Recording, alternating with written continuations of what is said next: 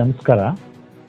ನಮ್ಮೆಲ್ಲರಿಗೂ ಗೊತ್ತಿರೋ ಹಾಗೆ ಹಲವಾರು ಸಂಬಂಧಪಟ್ಟ ಹಾಗೆ ನೋಟಿಫೈಯಬಲ್ ಡಿಸೀಸಸ್ ಅಡಿಯಲ್ಲಿ ಸರ್ಕಾರ ಕಾಯಿಲೆಗಳನ್ನು ಗುರುತು ಮಾಡಿದೆ. ಈಗ ಇತ್ತೀಚಿನ ತಿಂಗಳುಗಳಲ್ಲಿ ಹಾವು ಕಡಿತ ಸ್ನೇಕ್ ಬೈಟ್ ಏನಿದೆ ಅದನ್ನು ಸಹ ನೋಟಿಫೈಯಬಲ್ ಡಿಸೀಸ್ ಅಡಿಯಲ್ಲಿ ಐಡೆಂಟಿಫೈ ಮಾಡಿದ ನಂತರ ಅದನ್ನು ಜಿಲ್ಲೆಯಾದ್ಯಂತ ಹಾವು ಕಡಿತ ಆದಂಥ ಎಲ್ಲ ಪ್ರಕರಣಗಳನ್ನು ಕಡ್ಡಾಯವಾಗಿ ಆಶಾ ಲೆವೆಲಿಂದ ಹಿಡಿದು ಅಪ್ ಟು ಡಿಸ್ಟ್ರಿಕ್ಟ್ ಲೆವೆಲ್ ತನಕನೂ ರಿಪೋರ್ಟ್ ಮಾಡಬೇಕು ಅನ್ನೋದನ್ನು ನಾವು ಇಲಾಖೆಯಲ್ಲಿ ಜಾಗೃತಿಯನ್ನು ಮೂಡಿಸಿದ ನಂತರ ಸಾಕಷ್ಟು ಪ್ರಕರಣಗಳು ಹಾವು ಕಡಿತದ್ದು ನಮಗೆ ರಿಪೋರ್ಟ್ ಆಗ್ತಾ ಇದೆ.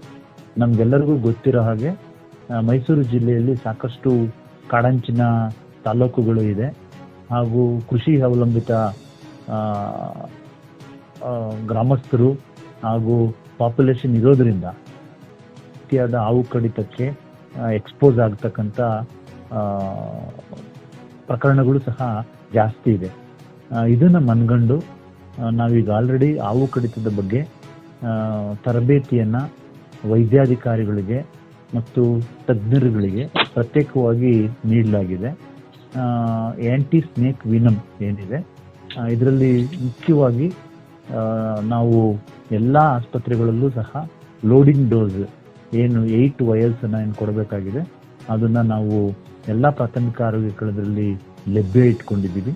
ಹಾಗೆಯೇ ಹಾವು ಕಡಿತ ಆದಂಥ ಸಂದರ್ಭದಲ್ಲಿ ಹಲವಾರು ಇತರ ವೈದ್ಯಕೀಯ ತೊಂದರೆಗಳು, ಅದರಲ್ಲೂ ವಿಶೇಷವಾಗಿ ರಕ್ತ ಹೆಪ್ಪುಗಟ್ಟುವ ಏನು ಸಮಯ ಜಾಸ್ತಿ ಆಗ್ತದೆ, ಅದೇ ರೀತಿಯಾಗಿ ಆ ಒಂದು ಸ್ನೇಕ್ ಬೈಟ್ ಉಂಟಾಗತಕ್ಕಂಥ ಭಯದಿಂದನೇ ವ್ಯಾಸೋವೈಗಲ್ ಅಟ್ಯಾಕ್ ಆಗಿ ಡೆತ್ ಆಗತಕ್ಕಂಥ ಪ್ರಕರಣಗಳು ನಮಗೆ ರಿಪೋರ್ಟ್ ಆಗಿರ್ತದೆ.